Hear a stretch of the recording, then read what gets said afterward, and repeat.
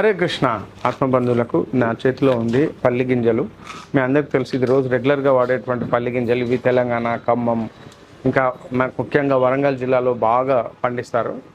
So ఈ పల్లీలకు మీకు అందరికి తెలుసు విటమిన్ ఏ, డి, ఈ, కే. ముఖ్యంగా విటమిన్ ఈ టోకోఫెరాల్ అంటారు, ఆల్ఫా టోకోఫెరాల్.